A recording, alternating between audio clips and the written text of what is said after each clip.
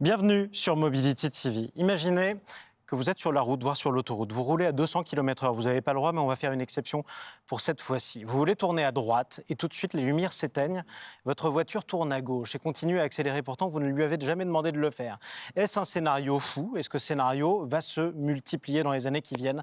On va parler des nouveaux défis de la cybersécurité dans les automobiles d'aujourd'hui et de demain. Avec nos trois invités qu'on a le plaisir d'accueillir sur Mobility TV. Christophe Cazes, bonjour à vous. Bonjour. Pour présenter Expleo, quel défi ça pose pour votre entreprise? Justement, on va en parler.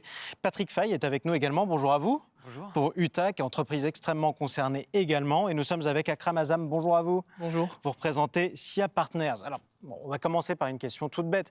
Est-ce que le scénario que je viens d'évoquer, je roule à 200, je veux tourner à droite, les lumières s'éteignent et finalement je tourne à gauche, quelqu'un a ordonné à ma voiture de le faire mais il n'est pas dans la voiture, est-ce que c'est crédible? C'est un scénario tout à fait crédible aujourd'hui. Donc, ça dépend justement, c'est à la portée de quelle personne. Donc, il y a aussi certaines compétences et aussi, on va dire, quelques équipements outillages à avoir. Mais un scénario totalement crédible. Il faut savoir qu'il n'y a pas plus tard qu'un mois. Donc, c'est une cyberattaque assez simple, mais ça peut décrire justement, en fait, on va dire, le champ du possible. Donc, il y a, pour ne pas les citer, en fait, une Toyota RAV4 qui a été piratée tout simplement parce qu'on a pu extraire le bloc des phares, donc qui est accessible depuis l'extérieur. Et un hacker a pu se connecter tout simplement, en fait, via les fils de ces phares-là, justement, simuler la présence d'une clé, ouvrir le véhicule et le faire démarrer. Donc, c'est aussi simple que ça. C'est quand même absolument incroyable. Petit moment d'histoire d'abord, parce qu'on parle de voitures qui sont extrêmement connectées aujourd'hui. Est-ce que dans le passé, c'était possible de pirater une voiture ou c'est un phénomène qui est devenu complètement nouveau, Christophe Cazes? Non, c'est non seulement quelque chose qui a toujours été, je dirais, puisque dès qu'il y a un système, on s'est aperçu chez Expleo que dès qu'il y avait un système, il pouvait être hacké quelque part. Dès qu'il y a un canal d'information, on peut l'interrompre. Il y a très longtemps, les téléphones pouvaient être écoutés, mis sous écoute. Donc chez Expleo, on a mis en place un certain nombre d'approches pour pouvoir justement challenger, anticiper. Et ce qu'il faut, c'est anticiper ces menaces et voir les contre-mesures pour pouvoir aider nos clients. Aller plus vite finalement que ceux qui vous menacent. Être proactif, en fait. Là, le maître mot, c'est la proactivité, c'est-à-dire, comme vous le dites, c'est anticiper, aller de l'avant et se projeter vers les menaces futures. C'est un phénomène qui a toujours existé. Ce qui est nouveau, c'est qu'on peut le faire en masse. C'est que envoyer une voiture dans le mur, on a tous vu des films d'action où on coupe les freins, etc. Donc c'est un phénomène qui a toujours existé. Là, la différence, c'est qu'on peut le faire un millier de véhicules, toutes les Toyota au même moment. C'est ça qui est différente. Donc en gros, on pourrait pirater toutes les voitures en même moment, d'un même modèle par exemple, ou d'une même série. On a cité une marque, ça pourrait être une autre, hein, évidemment. Évidemment, heureusement, il y a des régulations qui sont mises en place, il y a des pare-feux, il y a toute équipe d'ingénieurs, etc., que ce soit chez les constructeurs, chez les équipementiers, etc., qui font que normalement c'est impossible. Mais il y a un côté possible à ce scénario. Est-ce que ça signifie que l'enjeu de la cybersécurité est devenu un enjeu économique très important dans le secteur de l'automobile, Akram Azam? Exactement, parce que, on va dire, quand on fait le choix d'un véhicule, on fait un choix d'un véhicule dans lequel on a confiance. D'habitude, on regarde s'il y a un airbag. Là, on va regarder en plus s'il y a un pare-feu, quoi. Exactement. Et en fait, tout simplement parce qu'on n'a pas envie, justement, de porter atteinte, on va dire, à son intégrité physique, à celle de ses passagers. Et c'est aujourd'hui, en fait, cette notion de cybersécurité dans les véhicules, elle devient, on va dire, quasiment un choix important, on va dire, un critère important pour le choix des véhicules. Aussi, en fait, si on se projette un peu, justement, sur la chaîne de valeur, on peut aussi imaginer les assureurs qui vont peut-être exclure, en fait, de leur assurance tous les accidents ou les incidents qui surviendraient, en fait, suite à une cyberattaque. Ça signifie qu'aujourd'hui, tous les constructeurs automobiles, et plutôt d'ailleurs tout l'écosystème autour des constructeurs, puisque vous nous représentez aussi, vous en faites partie, hein, Dieu sait si vous en faites partie de cet écosystème, tout le monde est sur ce front-là aujourd'hui. Exactement. Donc, il y a certains, en fait, qui ont déjà, en fait, un retard technologique parce que ça dépend comment se positionner. Donc, il y a des constructeurs automobiles qui sont des industriels et donc, pour eux, en fait, ils construisent des voitures robustes sur lesquelles ils viennent greffer ou viennent plugger, on va dire, des fonctionnalités connectées et cybersécurité. Il y a d'autres, en fait, constructeurs, comme Tesla ou autres, qui d'abord, en fait, s'identifient comme une boîte de technologie. Ils vont d'abord, en fait, construire la technologie, peut-être en faisant un peu du secure by design, donc c'est-à-dire de la sécurité par défaut intégrée dès le début.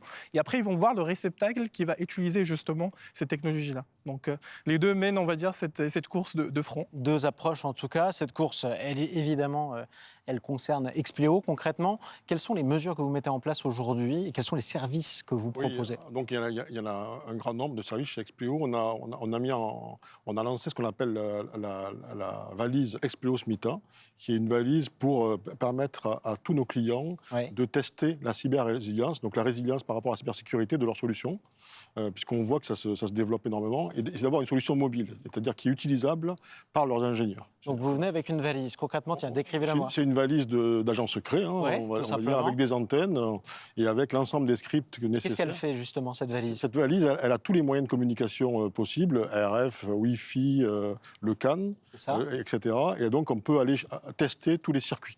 Donc en gros, si ma voiture a la moindre faille, votre valise saura s'introduire dedans. Exactement. Et ça marche. Et surtout, on aide à renforcer. C'est-à-dire, même si elle n'a pas de faille, on pourrait dire, attention là, aujourd'hui, il n'y a pas de faille, mais quand on parle de tout ce qui est sécurité post-quantique, il y a besoin d'anticiper aussi. Sachant que d'un point de vue commercial, l'idée est absolument géniale, parce que c'est comme si vous receviez dans votre maison un cambrioleur qui vous montrait comment il peut rentrer chez vous, tout de suite vous achetez de nouveaux volets ou alors de nouvelles barres. C'est exactement ça. Ça doit être très convaincant quand même. L'idée, c'est vraiment d'accompagner nos clients. C'est ça. Qui sont vos clients d'ailleurs en général? Les clients, c'est tous les grands constructeurs. Tous. Oui, et les équipementiers. Voilà. Et quand vous constatez, et quand vous regardez d'ailleurs l'évolution du marché, est-ce que vous constatez qu'il y a certains constructeurs qui sont plutôt en retard, certains secteurs, certains pays? En fait, je ne le dirais pas comme ça. Ce qu'on voit, c'est qu'il y a une transition technologique aujourd'hui. On est passé d'un monde où on avait un véhicule qui était designé pendant 5-7 ans et ensuite qui avait une durée de vie de entre 7 et 10 ans, mais qui était figée. Donc c'est-à-dire qu'elle partait avec peut-être des défauts qu'il fallait corriger, mais elle n'en avait pas souvent de nouveau, quelque part. Donc Maintenant, on est dans ce qu'on appelle le Software Defined Vehicle, ou le véhicule défini par le logiciel, un peu le smartphone sur roue dont parlait Akram. Et l'idée, là, c'est qu'on va avoir quelque chose qui va être bien pour l'économie circulaire, c'est-à-dire qu'on va avoir un véhicule qui aura plus d'obsolescence, qui se mettra à jour, qui sera de mieux en mieux, et non pas... Ça veut dire qu'il aura besoin de nouvelles menaces en permanence. Et qui aura des nouvelles menaces, et qui aura donc besoin de faire du push dessus, de nouvelles solutions. Vous êtes quasiment un conseiller sécurité aujourd'hui. C'est-à-dire que vous allez accompagner le véhicule tout au long de sa vie, au lieu de lui fournir une solution qui l'accompagnera définitivement. Sachant qu'aujourd'hui, à quel moment est la fin de la vie? À quel moment on décide de ne plus accompagner? Donc, il y a débat sur la durée de vie, en plus du moteur électrique. On va voir jusqu'à combien de centaines de milliers de kilomètres on peut amener nos... Mais il y a tout le reste, en fait. Il y a tout le reste. C'est vrai. Patrick Faye. Oui, pour l'UTAC, le métier originel de l'UTAC, c'est certifier et homologuer les véhicules. Donc, que ce soit sur la dépollution, les crash tests, etc. Vous êtes en première ligne, c'est vous qui voyez. Et il y a des nouvelles normes concernant la cybersécurité. Nous, le biais qu'on a pris, c'est que la cybersécurité, c'est un bien commun. C'est-à-dire qu'on a besoin que notre véhicule, elle soit sécurisée, mais que tous les véhicules à côté de nous le soient. Parce que si une qui va dans le décor, ça peut nous impacter. Exactement. Donc, il faut, c'est tout l'écosystème, c'est-à-dire les OEM, les tier 1, mais aussi les constructeurs de microprocesseurs qu'il faut aider en faisant ce qu'évoquait Christophe, des tests de pénétration, donc ce qu'on appelle des pen tests, mais aussi des analyses de risque. Donc il y a vraiment de l'activité du début à la fin sur le cycle en V. Question toute bête, est-ce que ça va participer aussi au renchérissement du prix des véhicules ? C'est une crainte. En effet, vous demandiez tout à l'heure s'il y avait des acteurs qui étaient en retard. Sans dire qu'il y a des acteurs qui sont en retard, on voit que c'est difficile pour les petits équipementiers parce qu'il y a un coût d'entrée sur ces connaissances, sur les essais à mettre en œuvre qui est très élevé. Et donc, il faut avoir les bonnes compétences, il faut avoir les bonnes connaissances, il faut faire appel à des sociétés externes comme Xpleo, comme UTA, comme SIA Partners. Et donc, tout ça, c'est quelque chose en plus qui n'est pas un service pour le client. C'est quelque chose qu'il ne voit pas, il n'utilise pas de la cybersécurité. Et en fin de compte, c'est une nouvelle approche, parce que concrètement, on peut dire aujourd'hui que la cybersécurité du véhicule, c'est presque sa moelle épinière, en fait. C'est-à-dire que si jamais ça nous lâche, c'est encore plus grave qu'un pneu. Exactement. Les véhicules deviennent hyper connectés. Et donc, il y a, comme justement le citait Patrick, en fait, on a les véhicules qui sont connectés à d'autres véhicules qu'on appelle le V2V. Le V2X, en fait, c'est le véhicule to everything parce qu'il doit interagir en fait avec son écosystème. Et donc, dès qu'on a du Bluetooth, du Wi-Fi, du réseau LoRa, etc., en fait, dans un véhicule, il devient justement en fait vulnérable. Et donc, d'où la nécessité justement d'apporter cette couche de cybersécurité. Et pour compléter justement ce que disent mes collègues, en fait, il faut intégrer ça dès le début parce que sinon, le ratio de coût, en fait, il passe de 1 à 16 si on vient injecter de la cybersécurité à la fin sur un produit déjà figé ou si on l'a conçu dès le début, en fait, de manière sécurisée. 1 à 16. Ça coûte 16 fois moins cher de commencer par y penser plutôt que d'y penser trop tard. D'intégrer la sécurité dans le projet même de conception de... Comment ça s'explique que ce soit si cher a posteriori ?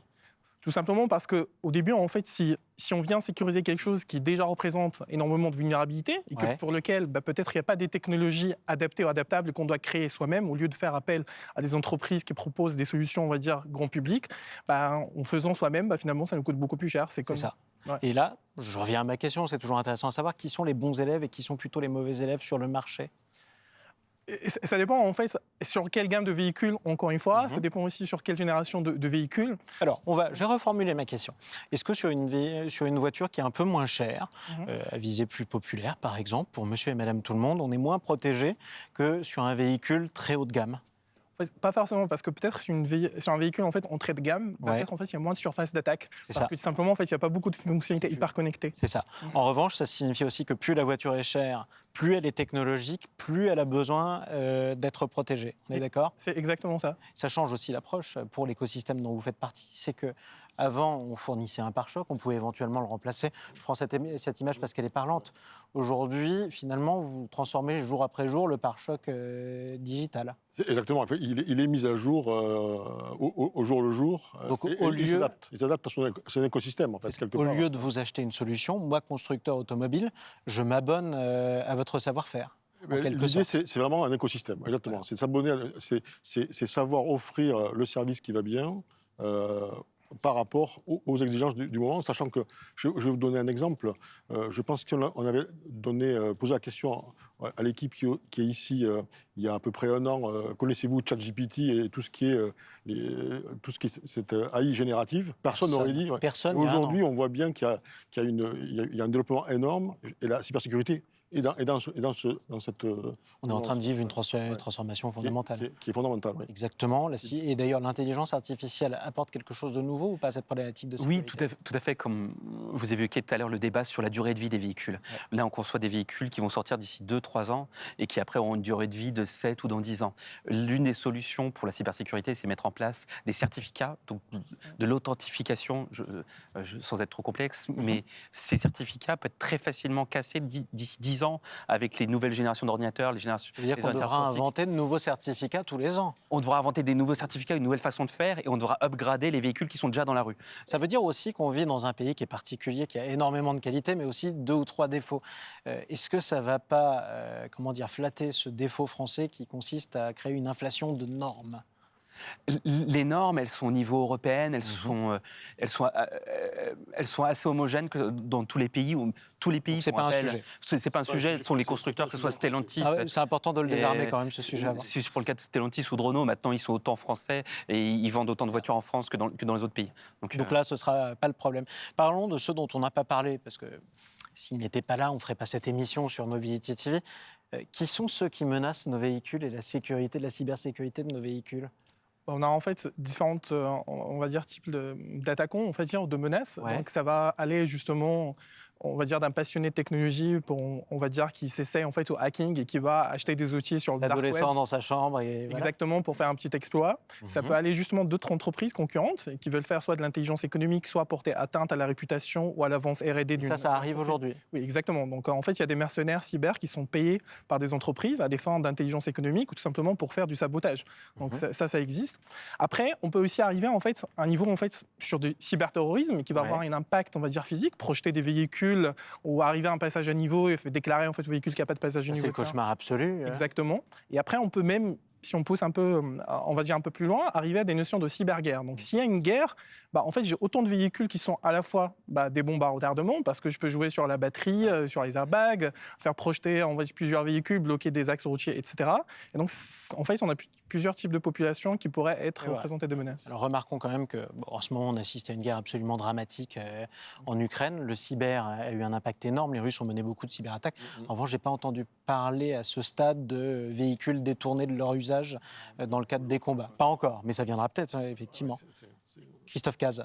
Oui, je me dirais, c'est comme dans la marine, tout ce qui doit arriver va arriver. Donc, ce qu'il faut, c'est se préparer. En fait. C'est ça. Se préparer, anticiper. À tout.